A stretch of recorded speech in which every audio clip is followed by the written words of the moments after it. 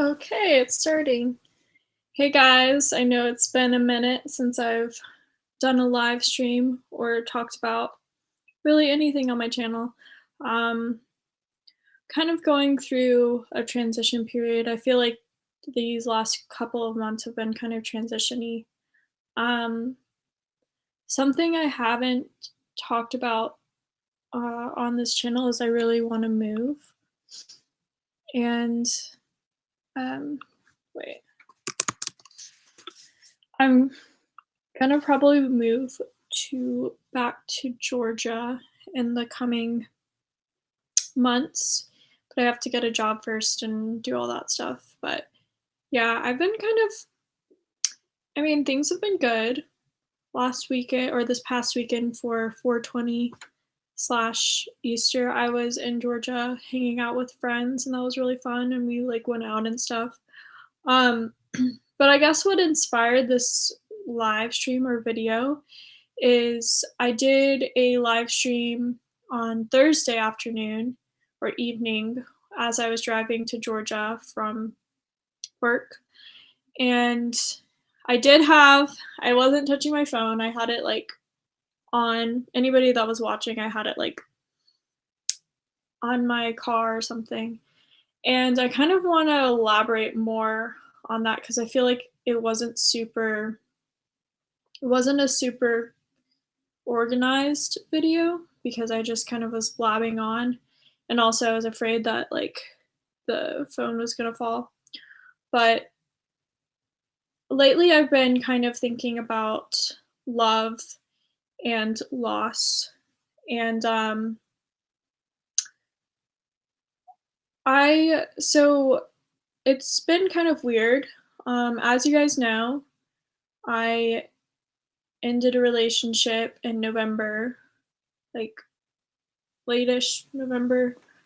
Um, and that was hard. I didn't really grieve it in the best way.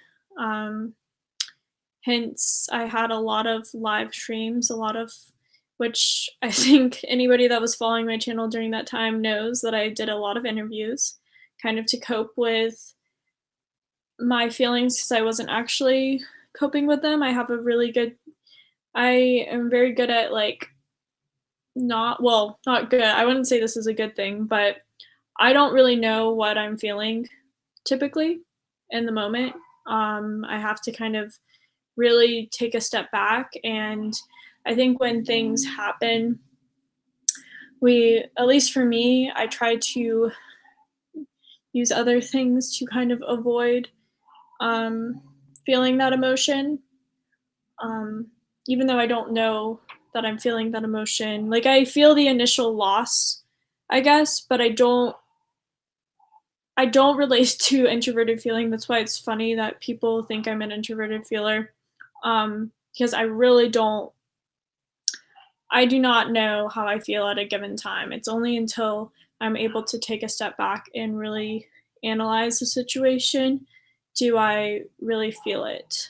Um, but, anyways, that being said, I kind of took a step back from romance and stuff. Even though I was going on dates, it wasn't anything serious. Like, I've been on, a few dates, but like nothing romantic has happened. I've only been on one date where a guy tried to kiss me, and I was like, no, nah, fam.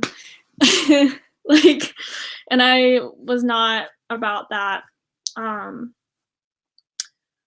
but obviously, eventually, I want to seriously give a thought to dating again. Um, and it's interesting because I feel like at this time, and maybe you guys can relate to this. I'm gonna get to the chat in just a moment, but maybe if you're male or female, but I think when you're not really looking for a relationship or you're not really interested in dating, that's when people are most interested in you. Like, I was on dating apps, but I deleted my profile a while back, probably like a month or so ago, probably more than a month. I wasn't really using it at that time anyways. Um, but I had guys hit me up from just like either they added me on Snapchat or Instagram or Facebook or whatever. And even though I wasn't on dating apps, people are still trying to go on dates. And I don't know. It's interesting because I don't know how to feel about that because I think it's an appropriate time to start dating again. I think that looks differently for everybody. And of course, my relationship wasn't super long. Um, but there's a part of me that doesn't want to, well, first of all, I don't want to jump into something. Second of all, um, I think I'm ready in some ways, but I just never want to experience dating someone, um, getting into a relationship and then having it end. And I know that it's a bit different for me versus other people because I've never been broken up with. I've always broken up with people. But I don't think that's because, whatever, like, oh, I'm, the better person in the relationship. I really don't think that's it. I think I'm able to just see the writing on the wall maybe sooner than the people I'm dating. So who's to say like a month later maybe they would have broken up with me, but I just saw the writing on the wall and was able to end it. Um, and there were times in the past. So I've talked about the ESFP guy that I dated when I was 20. Very respectful, very sweet, even though like he gives off, I mean, as a typical ESFP, definitely like a partying vibe, especially at the time because he was my age at the time, like 25, I think, when we were dating. And it's weird because he actually has, well, we're still friends, but he's watched that video and he like showed his parents, and supposedly his mom cried at that. But I was definitely a jerk in that relationship and the way that I ended it because the main reason why I ended that relationship is I liked this guy from age 15 until almost 21, so basically 6 years. And I thought in whatever misconstrued delusional mind, and I have a video about it, where it's Unrequited Love Part A, or yeah, because his first name starts with an A for you guys. The guy that I liked, and I like told the ESFP guy, I was like, yeah, so if this guy's ever available, I'm going to break up with you because I want to be with him. Like that's not okay at all. And that was that was the main reason why things ended. And I mean, there are people that are more mature at 20, but I really like was not a great that was not a great mindset to have. And like I know people have done worse, but I mean, I guess it was good that I was upfront with him, even though that guy that I'm talking about, we never dated. I haven't seen him in person since I was 15. Um, so it's like really delusional. Anyways, I don't know where I was going with that, but I really just don't want to experience that, I guess, going through the motions of ending a relationship after you feel like you have seen your future with someone. Um, I have not gone into detail, mostly because a lot of you guys watch his channel, and he's obviously a huge icon in the MBTI community. But I feel like I was justified in breaking up with my last boyfriend. He hid certain parts of himself that were not okay with me, and in fact, they were a deal breaker. And I don't have many deal breakers, but for someone to hide such a huge part of yourself, um, not of himself, but something that has kind of affects him, like, daily. That was very blindsiding in many ways, but also, well, because we were long distance, so I wasn't able to see him in his daily life. It wasn't until he let slip a certain detail about, himself, and then I just listened and listened and listened, and he was in denial about it, and he didn't think it was as bad as what he was saying it was. Um, that's when, I had to make the decision, and I even told him at that time when he told me certain things, I was like, "This makes me want to break up with you." Like, I had no idea. Um, but I didn't break up with him then. I waited for a week, and I wasn't thinking about breaking up with him, but I had this bad feeling every single day. I just felt like this weight on me. And again, I wasn't really feeling like really stepping into how I felt. I was just, it was just in the back of my mind. And, I didn't know what I was feeling, but I know that he could definitely tell because we used to talk every night and every morning on the phone. He could tell that something was different, even though I wasn't even able to tell that. And it wasn't until a week later that because I didn't talk about this with anybody. I didn't tell my mom. I didn't tell any of my friends. I kind of alluded to one of my friends, but it wasn't until I sat down.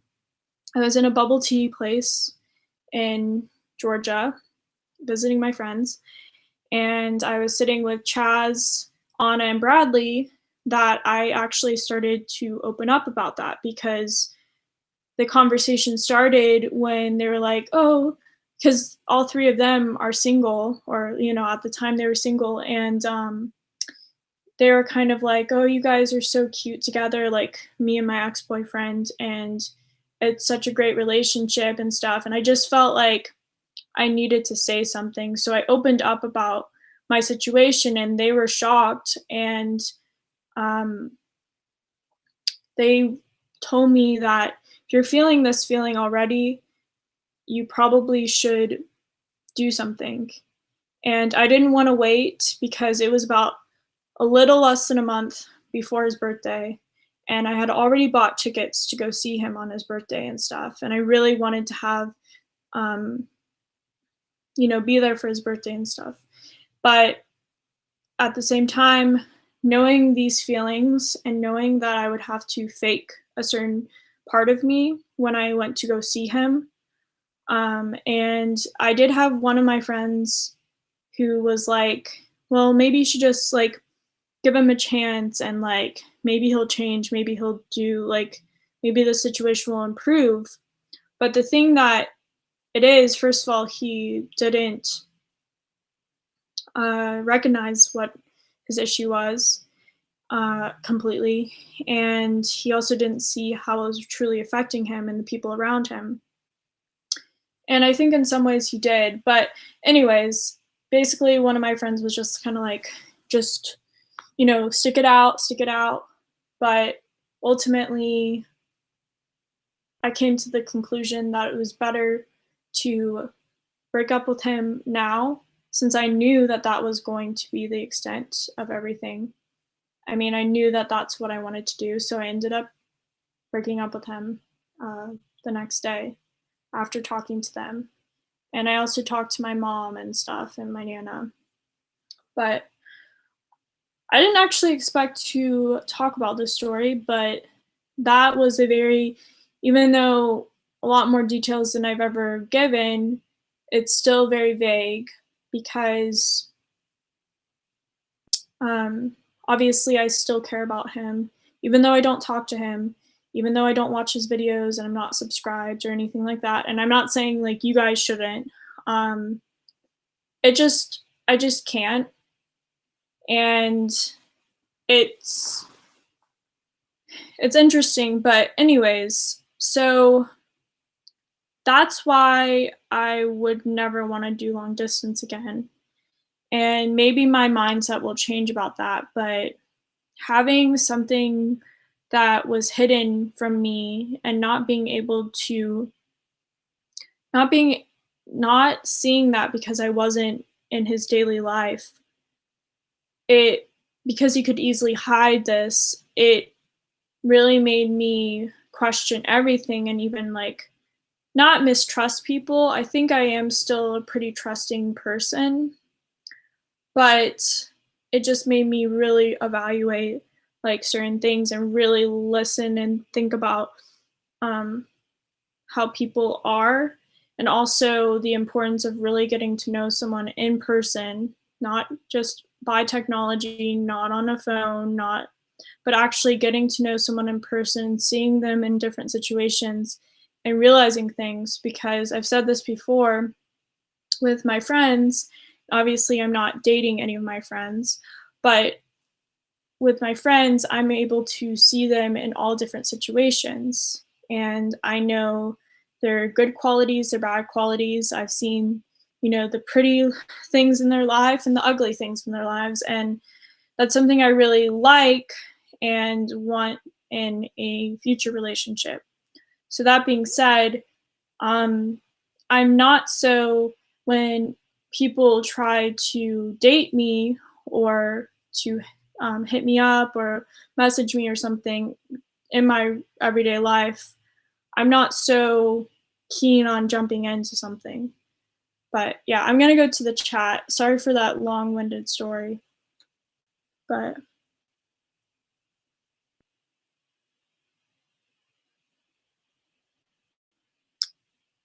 Ronnie.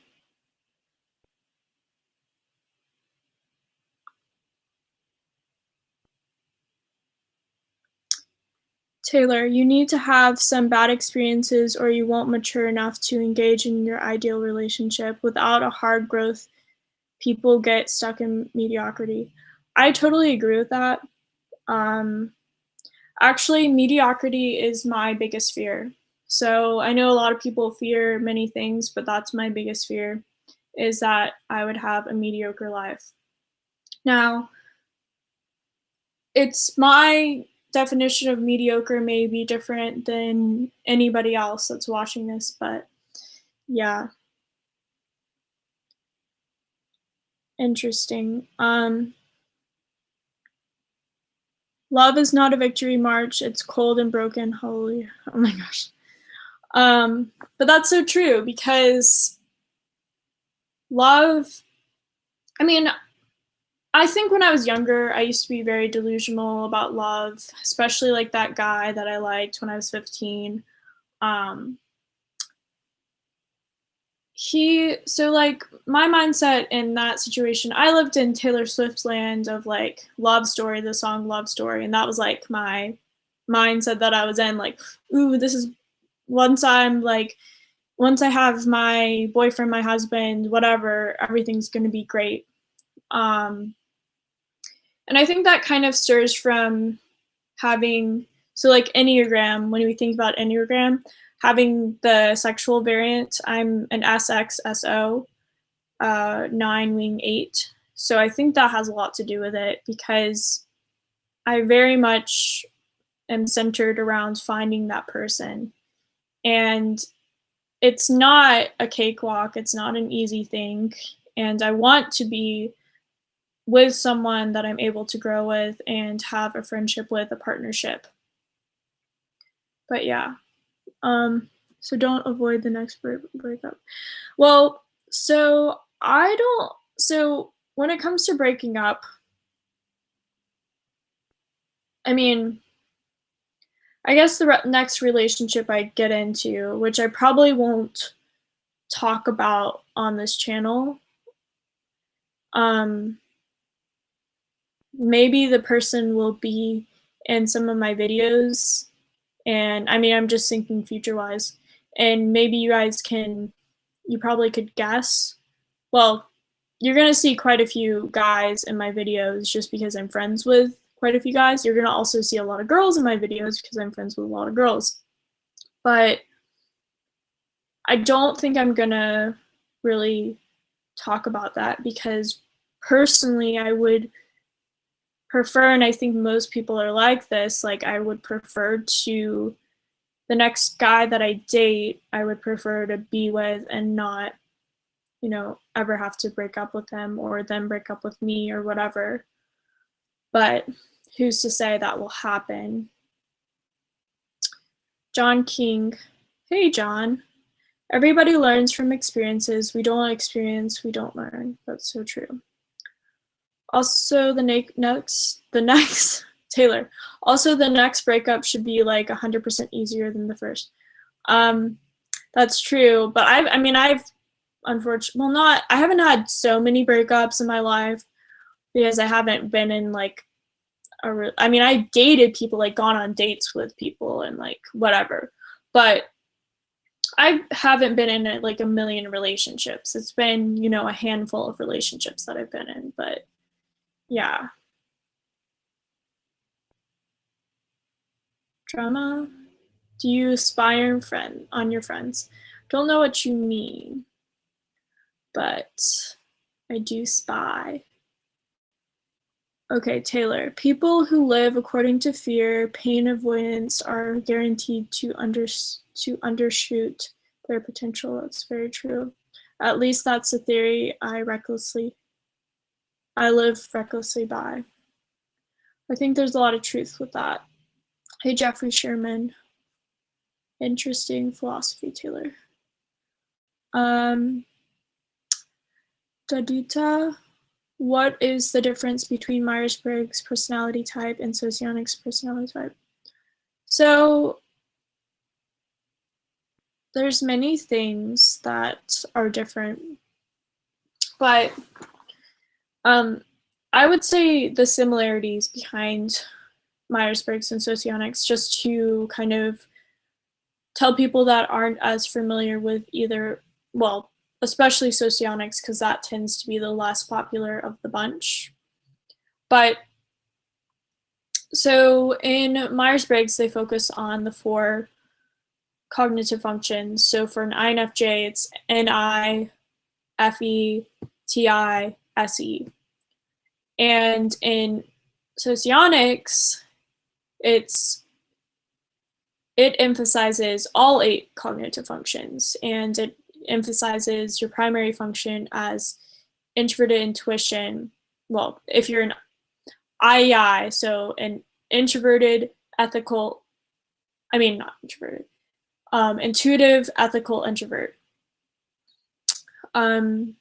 You lead with introverted intuition, and your second function or your creative function is extroverted feeling.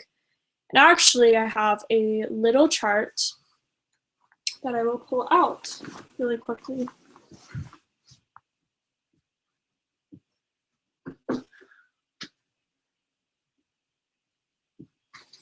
So I want to incorporate this more on my channel because it's awesome. It's a prototype, but Andrew or Squareheart made this. So this is, I think it's backwards right now because it's, let me see, actually. Yeah. No, it's not. Okay, so this is IEI and the cognitive functions. And these little symbols mean certain things. But anyways, it is a broad question, as Taylor just said. And I would say the biggest difference about MBTI and Socionics is their definitions of the cognitive functions. And that's how people are very much, people mistype in Myers-Briggs so commonly. And then in Socionics, if they use the same way of understanding cognitive functions, then they go on to Socionics with kind of misinformation, and they will mistype, especially if they feel like it transfers over completely, or if they don't realize. So for example, an INFJ in Myers-Briggs would not be an INFJ in Socionics. It would be an INFp. And some people would say, maybe you could be other things, but cognitively speaking, an INFJ in Socionics or an EII, ethical, intuitive, introvert, they lead with introverted feeling, and their second function is extroverted intuition. To me, that's an INFp and Myers-Briggs. So that's why, I think the intuitives, it's easier to transfer it a little bit. Also, in Myers-Briggs, they value the first extroverted function, whereas in Socionics, they value the primary function. So that's why the J and the P flip for introverts, and yeah.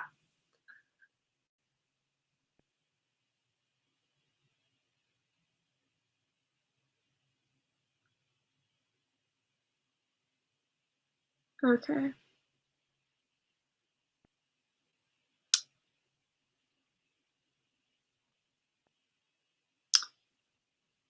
Taduda. I've taken the Myers-Briggs test multiple times. I get INTJ or INTP each time. I feel the former describes me. Well, the thing about the test, I would not trust the tests, especially Myers-Briggs tests. Maybe the certified test you can trust more, but when it gets to just the tests in general, they are very inaccurate. But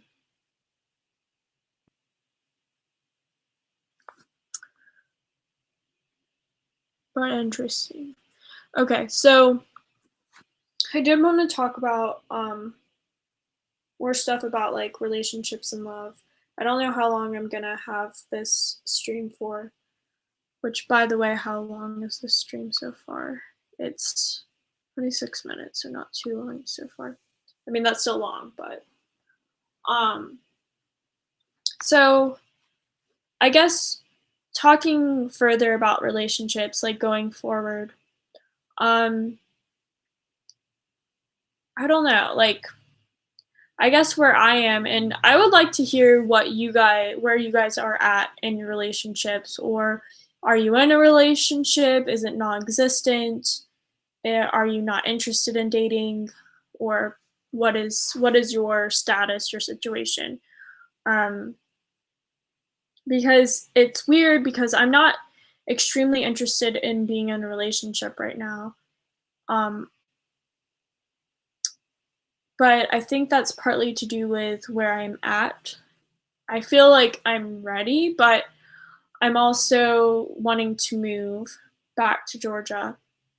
So I really don't want to get too serious with anybody here, for obvious reasons, because I don't want to do long distance again.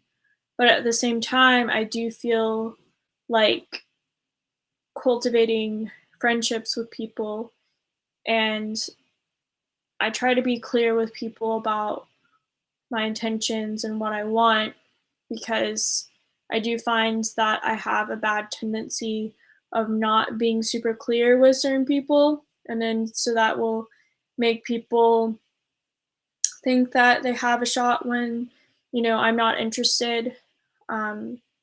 So I don't really want that to happen again. Um, yeah, let me see if anybody has said anything.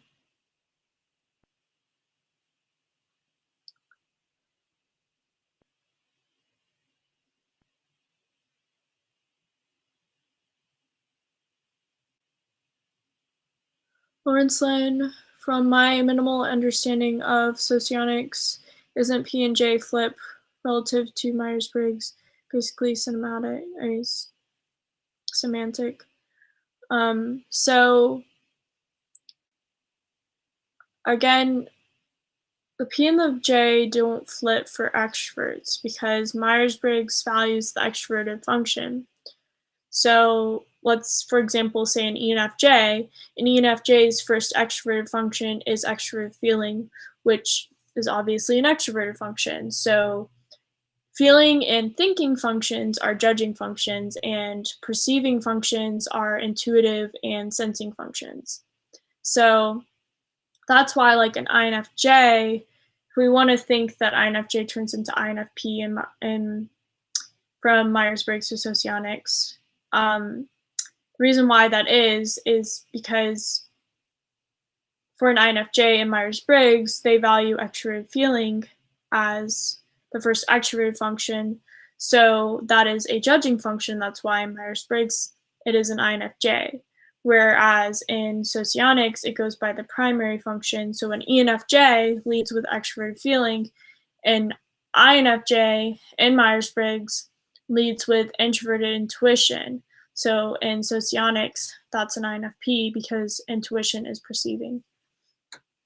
But Daduda, after my first breakup, GF ended relationship of 3+ years. I got devastated for about 1 day. Then I very quickly made a date with someone else, and within 2 weeks rebounded. So I got over it this way. That's very interesting. I don't I don't think I could ever do that, but whatever works for you. Okay, Taylor.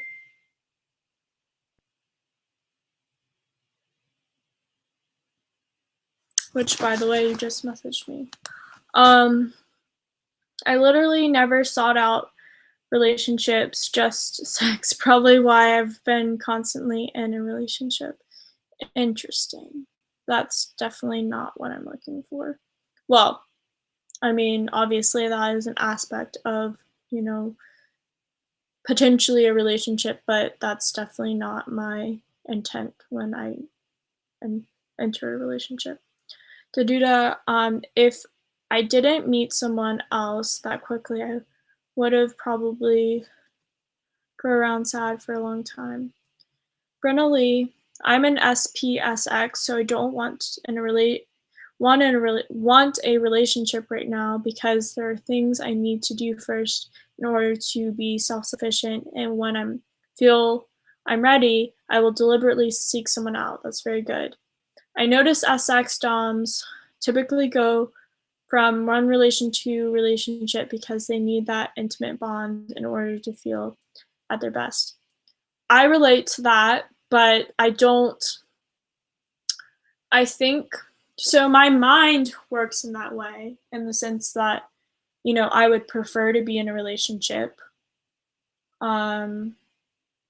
where but I've never been like that. So I've dated after, a relationship, but I've never actually jumped from relationship to relationship. The relationship before my last ex, if you want to call it a relationship, it pretty much was in December 2017. So it was almost a year later. And then the relationship before that, well, I guess I kind of jumped a little bit. There was a relationship right before that. I guess 2017, I did kind of jump a little bit.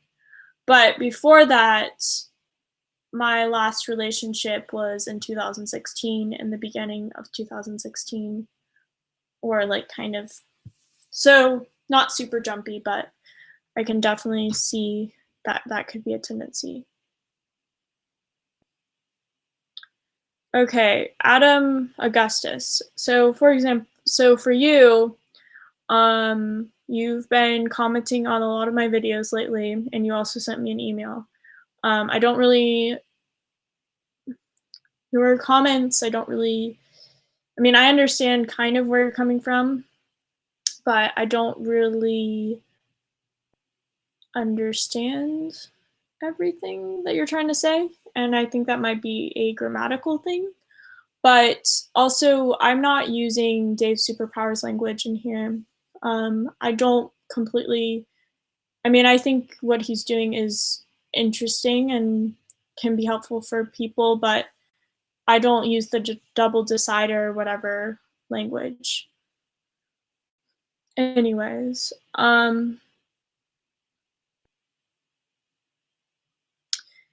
you know what?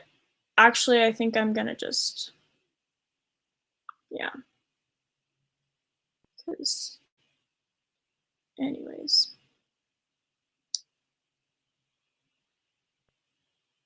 Okay. Treasure seasons. I've just dropped in. The INFJ needs to learn from the best, live in the present, and blank the future to new possibilities. I don't intentionally want to repeat or predict a pattern. Very interesting. I think that it is something I do predict patterns, but I agree with that statement. I don't think it's good to be like that.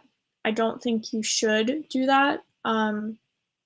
Because I think if we want to speak in INFJ terms, which more and more, I really kind of want to get away from Myers-Briggs, but for what I'm trying to do, probably won't be getting away from Myers-Briggs anytime soon.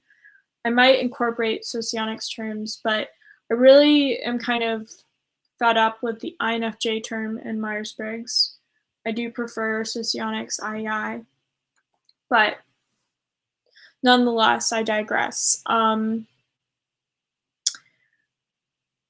I think, that's something that I've found in relationships is that I kind of will predict patterns. And I think that's something that we do as INFJs and Myers Briggs. But yeah. Um, Felicia W., hello there. Hey. Fun bun. I think as long as you don't romanticize or idealize someone too much, then the breakup should be easy to get over. So I feel like the most relatable, and I know I reference this past breakup, but it's interesting because a lot of the people that are watching this right now, so you know this person, so well, you don't know him, but you know who he is, so it's easier as an example. I guess I could use other examples as well, obviously, but it wasn't that I romanticized um, him or something. It was more of the situation that I maybe romanticized. I don't even think it's that. It's for me, and I can only speak from my experience, but maybe you guys would be able to relate. I didn't necessarily romanticize it, especially once I kind of knew him more and like even other relationships. What was hard was the fact that I met his family. Um, I knew some of his friends. At the time, I was friends with like his whole family basically on Facebook.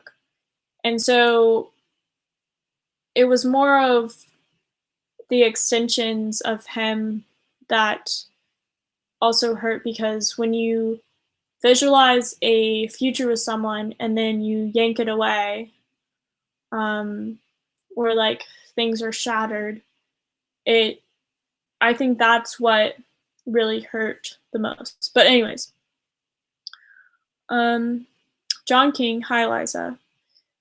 Hi John, said Treasure Seasons. So, okay. Emily, have you tried affirmations? They can really help to kickstart recovery, disappointment, or breakup. Um, so I'm bringing this up because right now I'm okay. Maybe I should just use a different example. But it's not that I really don't care. Well, I do care, but I don't my past relationship, the very past relationship, um, I wish him well, but at the same time, I'm not losing sleep over that situation anymore. Um, I don't I'm not envious. I don't care to know. Like, I mean, if I found out and he was in a relationship, I would feel like good for him. Um, I wouldn't envy that person whatsoever. Um, that he was in a relationship with. And I also don't even though there are times where it's like, this happens with other relationships where you get reminiscent and you kind of forget what happened or what the reasons why you broke up. With this, it was way more clear, so it wasn't as much like that. But in the past, um, I've been in a relationship with certain guys that, after the relationship, it was like maybe a good time after, it was like, oh, I kind of miss this person. I want to be with this person again or something, and kind of forget why you broke up with them. So with this past relationship, that's not really the case because it was such a huge thing that that's not something that I would forget. And it wasn't like something really between us, it was something that he was dealing with. Um, so as far as recovery goes, I feel like I'm at a good spot because I don't really care about that relationship anymore. Um, and not in like a mean way or something like that. It's just like I'm just kind of over that and ready to move on. But I bring that up because, yeah, it's just interesting when you talk about relationships. So, the Duda, it was such a relief to meet someone who was actually polite and kind to me. That's always good. Jared, how do you say that? Oh, Piflummer. Hey Jared. I'm really bad at pronouncing things. Treasure seasons. Set everything free, everyone free, including ourselves. It's very true. I think that's something that you should think about when a relationship ends. I always like to look at it, and it goes as far as rejection, and I might make an actual video about rejection. I know that this is just a live stream, all of that stuff. Um, but I think a lot of people assume that I've never been rejected or, certain things like that. I've been rejected several times in my life, mostly when I was younger. Um, but I look at rejection the same way as I look at like a relationship ending. And I see it from both angles. So for the person that you are with and yourself, to, no matter who does the breaking up with or what happened, um, something good will hopefully come from that. Like, if it is just a relationship where, mutual parties split, you're going to find someone on either side that, so for example, with rejection, especially, I always try to look at it as, and I want other people, even people that I have rejected, to look at it this way is just because that person doesn't like you, or there could be many reasons. So it might be the way you look, it might be your height, it may be your age, it may be um your personality, how intelligent you are, or the lack of intelligence, whatever that is.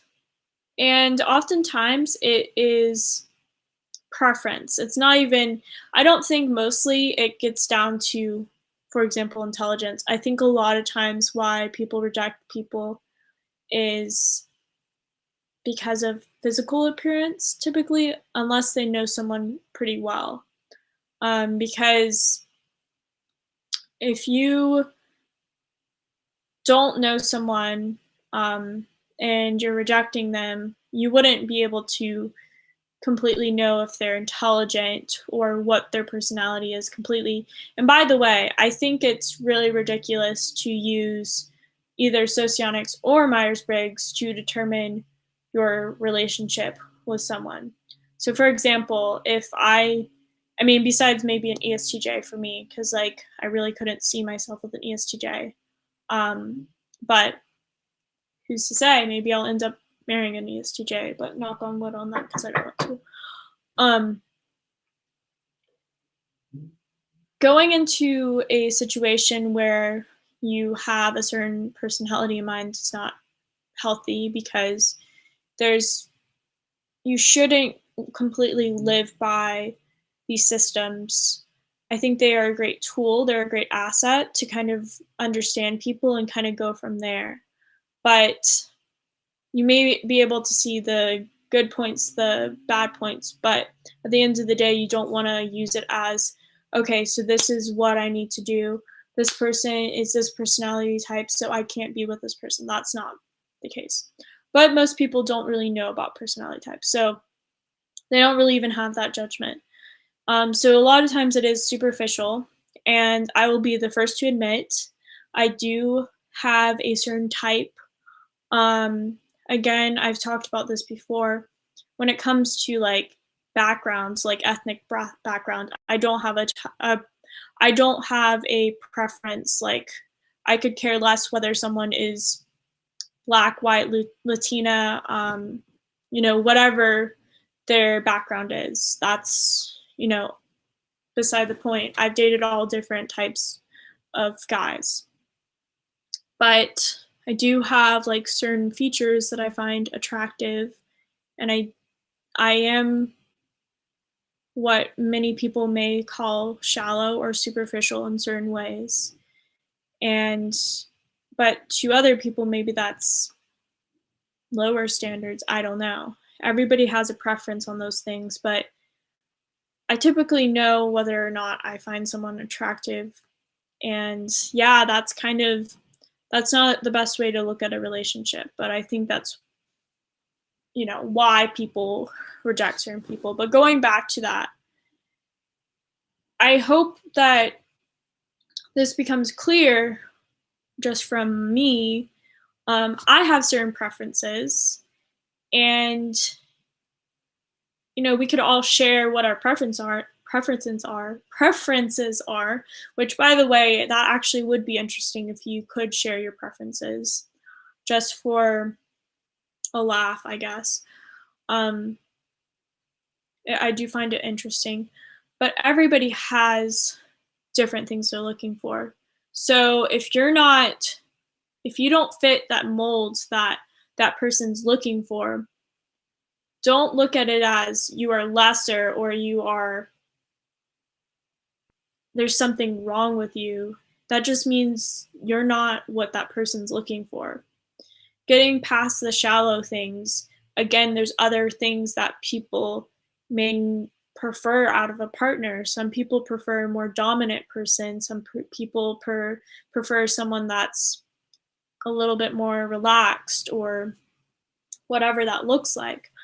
But I really don't want anybody to, if I have rejected you, which I don't even know if anybody here watching has been rejected by me, because I don't go around rejecting like people left and right.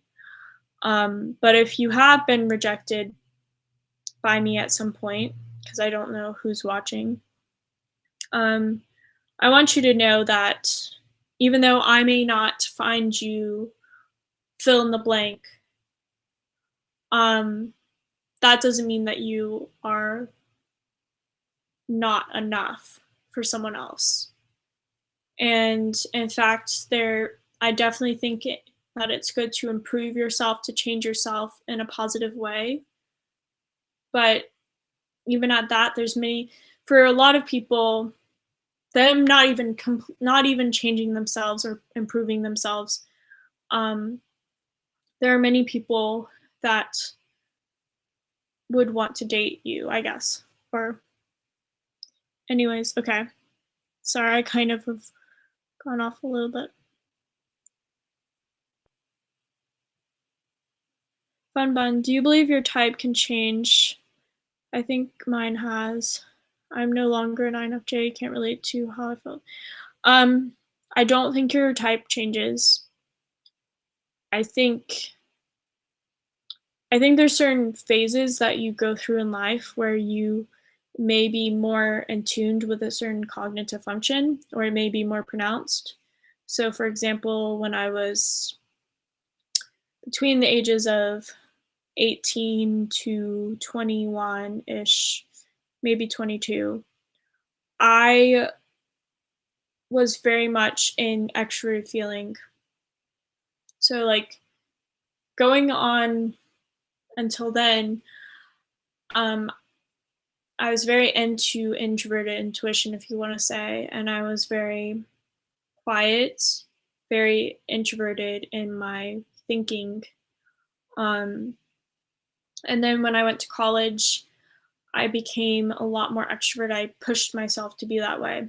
So I even convinced myself that I was an extrovert. And that sounds really silly to a lot of people watching because a lot of you have seen me like alone in my car, alone in my house, where I have that very introverted mindset or that cap on. So it doesn't really seem like that. But in certain situations, believe it or not, I can be very extroverted. Did my type change? No. I think personally, I think you are born with whatever cognitive functions or preferences. But what I do think influences is your development and the people around you. So I think your nature is your cognitive stack. So whatever personality type you are. And then your nurture, the people around you or the situations around you can make you turn out to be a certain thing, or like look like a certain thing, but you aren't necessarily that thing.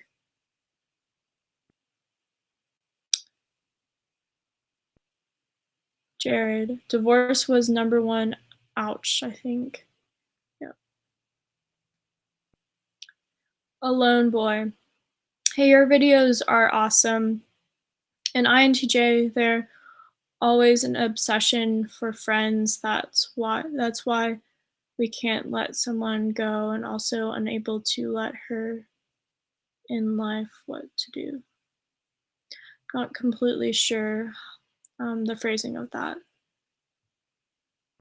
Daduda, I pity whoever is with my ex. I genuinely feel bad for whoever it might be. Um, See, I don't feel bad for anybody that's dating any of my exes. I think there was definitely a reason why I liked each of them. And from, again, it's the preference thing. People are going to be different.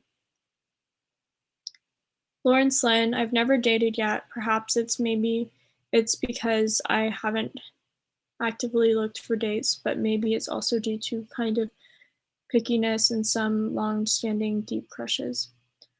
So, Lawrence, I mean, it's all obviously up to you, but I think there's something to be said about just going on dates with people, not getting into a relationship, not even having anything romantic happen. As I've shared earlier with this, even though I am dating again,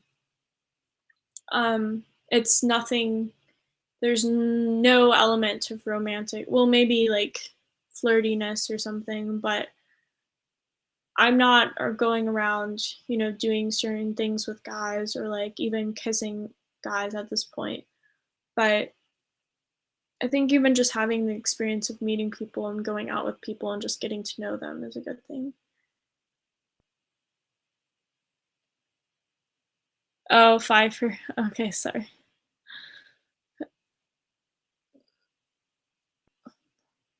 Um, Ryan Harrison, hi, I just jumped into this. Do you find that you have tried hard getting someone out of your hands after a breakup? Out of your head after a breakup? I think initially, but with time, I think everything dies away.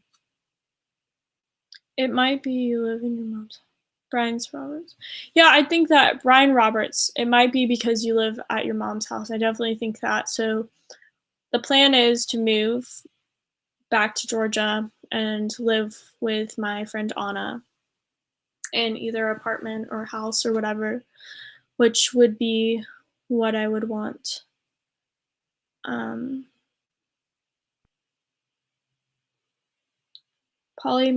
mathematician. As an INTP, I dated an ESFJ and we were fine. Well, in Socionics, that is your perfect match. But again, it may not transfer. Alice Marie, the guy I have a crush on is an ESTJ, and I agree it sucks. Interesting. Lana Gillard. Right, MBTI Socionics is a tool, but not something to decipher relationships off that. Yeah. Polymathematician, similarity in goals and core principles are more important than from my experience. I would agree with that. Josiah Whitmer, what are some things that you think are necessary to take care of before you enter an intimate relationship? That is a very good question. Well, first of all, I think it's good to be honest with yourself and even have people. I really like to use the word audit. And basically just breaking down the little things that you do, because for me, I don't get too lost in details, but I do try to break things down in what I can improve, and I think that's something. What are the things that will get you to the point that you need to be? So I personally think that it's best to start with your mind, but it may be different for other people and different personalities. But personally, I think if you're able to feel inwardly secure in yourself, that will reflect outwardly. I personally think that, at least for me, I don't try to start outward, I try to start inward. And maybe for some people, going to the gym and trying to get a revenge body. Well, I guess not saying that you were in a relationship beforehand, but like getting fit, physically fit, or working out on your appearance may be something that helps you. And I'm not saying you, Josiah, but I'm saying for other people, or maybe you. But for me, I think working on who you are, your core self, maybe even think of what you would want in a person, and what you would want that person to value about you. And I think it's interesting. I think one of the best pieces of advice is, what kind of person do you want to be with? And then looking back at yourself and thinking about, okay, so if this person was to walk down the street right now, and not even just saying physically, but would this relationship work with how I am at this very moment? So could be physical, could be mental, could be emotionally. What are things like, would you be able to level up? So if you, let's say you have a certain, I think the number scale is a good measuring tool, even though I'm not saying that this is the best way to look at guys or women or anything like that. But if you are trying to be with someone in your mind, if we're thinking on a 10-point scale, if you want to be with someone that's like an 8 or a 9 or a 10,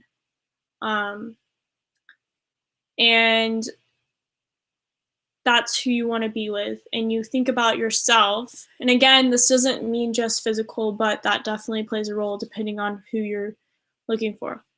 And you, at this very moment, might be considered, for other aspects as well, may be considered a 5 or a 6, and you're trying to get with an 8 or a 9 or 10. I think it's very good to be realistic with yourself. And again, this isn't just saying physical appearance, but you could be on a 10-point scale of mentality, emotionality, all of those things. If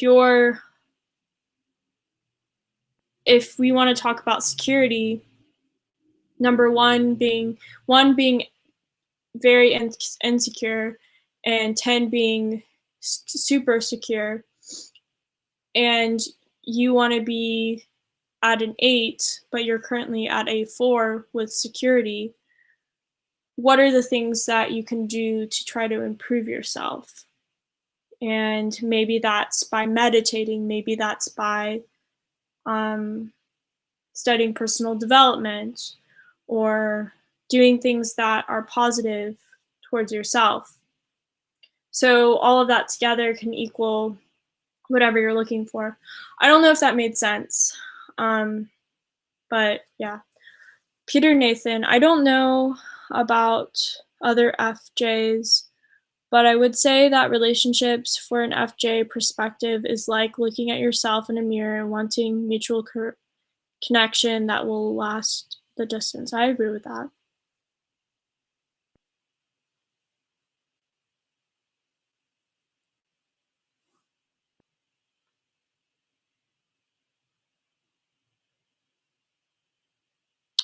Polymath mathematician. Sometimes attraction works in mysterious ways. I've been turned off by a 10 before and have fallen in love with an average girl. Attraction is involuntary sometimes. I totally agree with that. That's why I don't think that when I'm talking about a scale, I'm talking about physical appearance because that is very subjective. I think there are definitely objective beauty standards as well. Well, maybe I shouldn't say they're objective, but I think a large plurality of people can agree on who's attractive, who's not. But it is interesting. So the guy that I liked my freshman year of college, um, and I also have a video about him. Both of the videos are very vague. Um, but he wasn't someone that I was physically attracted to. Um, well, completely. I can't say that because I do think he's attractive, but he wasn't someone that I would take a second look at. And now, my mindset has changed about his appearance, but at the time, um so we were in a club at my university, and I think I talk about this in the story, but for a month or a few weeks at least, I would go to these meetings and I didn't even see this guy in the club, even though he came to the meetings. Um, and that sounds really, I don't know how to describe it, but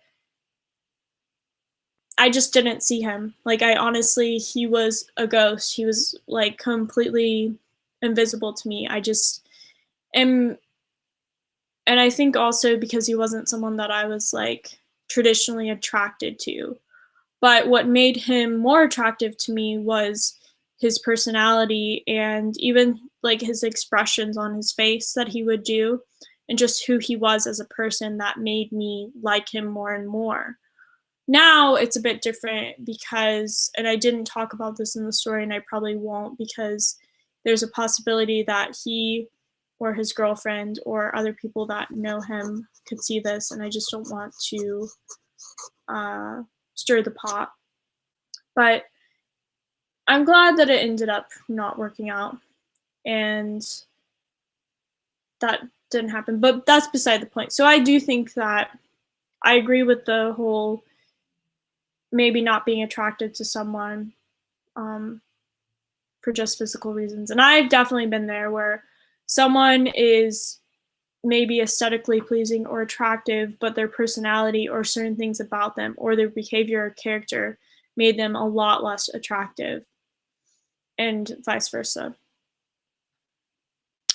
Beauty can be more than skin deep, and that's very true. Alice Marie, how many relationships have you had? Just curious. So I would say relationships.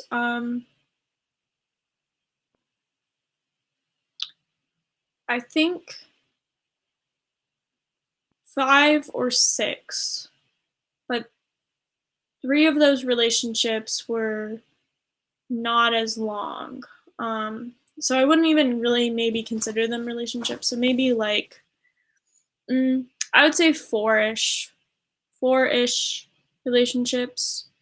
So not a ton. I didn't really, well, I guess more than 5, because I did date one guy in high school. But yeah, so I've been on a lot of dates. I don't know how many dates I've been on. I've like met many guys, and again, nothing romantic or something like that. But just going on a date with someone, I can't count how many guys I've been on a date with. I bet I could if I really wanted to think about it, but I haven't kept track of that. Um, but yeah. Paper Eater 101. Would you help me figure out my type one day? Serious question. Definitely can. I'm gonna probably do the live interviews soon. It was just I really have to find a balance, and I definitely also think that once I move out of this house, because it has been quite an interesting journey living with my mom after 6 years of not living with a parent. Um, I'll definitely have more freedom and I'll be able to do more things.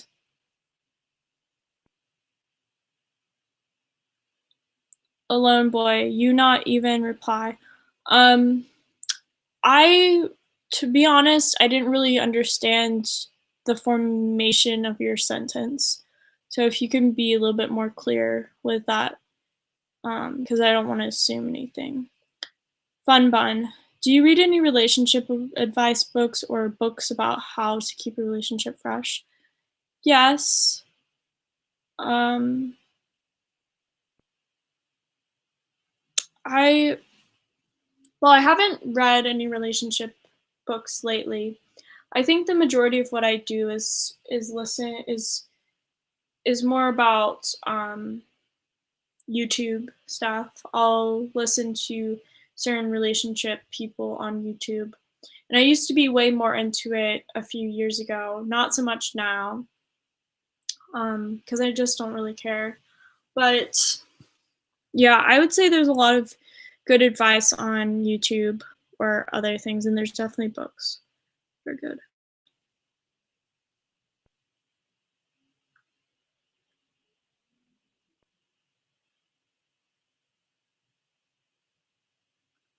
Liz Sauce, what was high school like as an INFJ? It was hard. I was one of the quietest people in my high school. Um, I didn't really talk to people besides like my friends and stuff and teachers and like certain people, but it was definitely hard and I had high anxiety. I still do, but I've learned to manage it. The last time that I really felt super anxious was actually in Nashville. Um, when last month in March, I was with my friends and we were at this wall taking photos, and I completely started. It was like almost going back to how I used to be in high school, where I would have to give a presentation. I just felt like my throat was closing up. I just felt very weird in that moment. But yeah, I was just very quiet, and I think people really liked me and they wanted to talk to me, but I just really kept to myself and I didn't really get into things um, besides with my friends.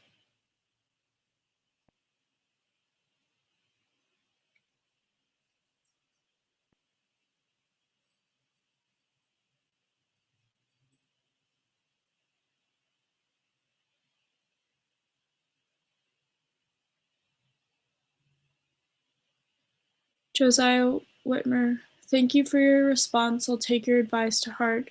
God bless. Well, I'm glad you were able to get some type of insight from that. Alice Marie, I regret taking high school so seriously. I should have had more fun and I was depressed and stressed out for nothing. Yeah, I think we can always look back on situations and want to you know, wish we could have done it better.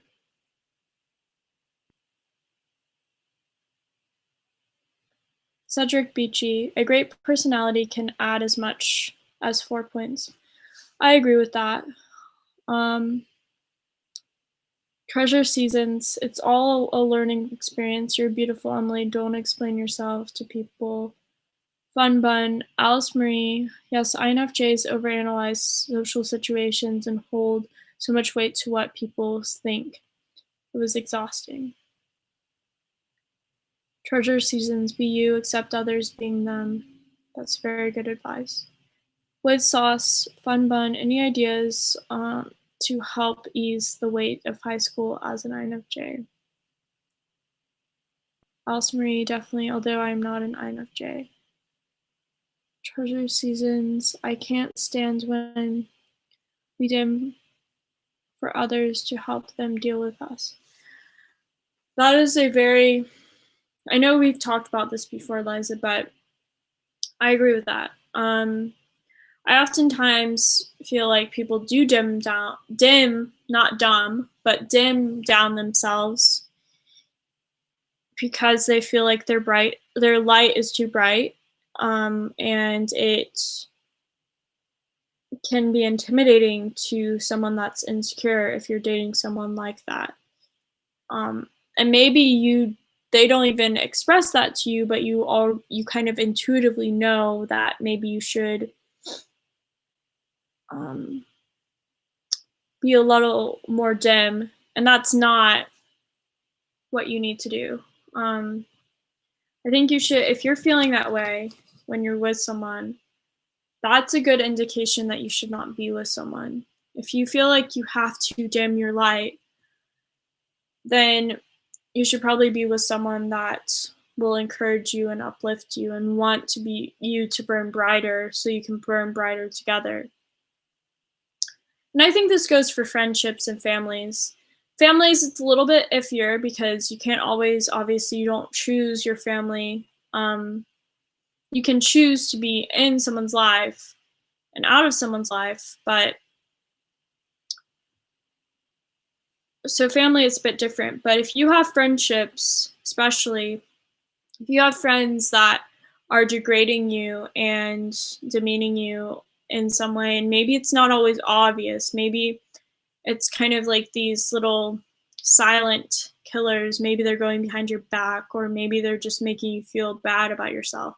You definitely don't want to be with people like that.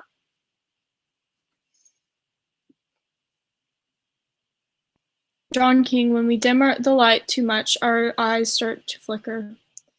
That was, I like that. Treasure Seasons, high school is a transition. It definitely is. Fun Bun, Whiz Sauce, develop your FE and SE. Go out more, volunteer at hospitals or somewhere fun, have a hobby other than reading or watching anime, playing video games, face your social fears outside of school. I agree. Austin Nay, hello Emily. Hey Austin. Um Fun Bun was sauce. You also have to catch yourself focusing on your feelings too much. I used to think feelings and people were the most interesting, important parts of life, but they're not.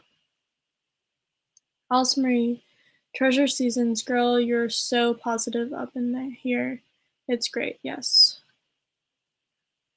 Was Fun Bun was sauce. Also, stop caring about labeling people in yourself, looking for patterns. Let things flow more. INFJs love to try to predict things out of need for control. Yeah.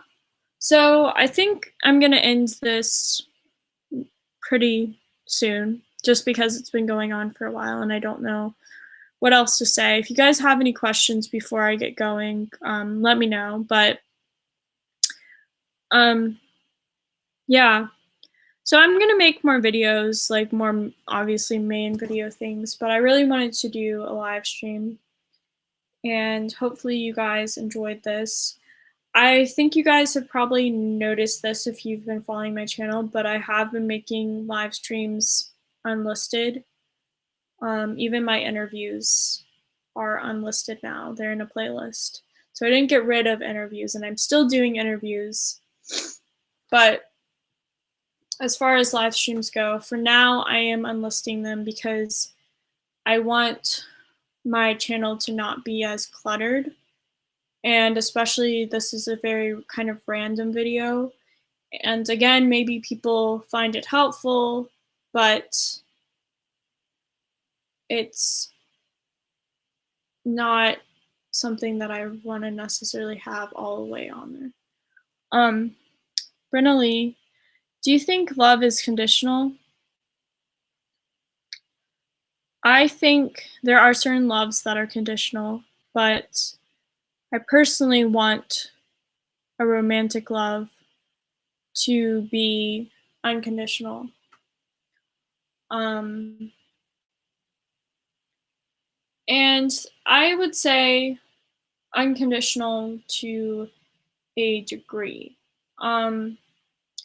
If someone did something really horrid, like did something very bad to another person, that's where it's like, well, I may still love them, but at this, like, in a certain way, but I wouldn't love them the same. I don't think. I don't know. But love should be unconditional. I agree, Austin A. Anyways, I think I'm gonna get going, so thank you guys for watching, and I'll probably leave this up for just a little while, but then again, I will put it on unlisted. So have a good night or morning or afternoon, and I will see you guys hopefully soon. But yeah. All right, bye guys.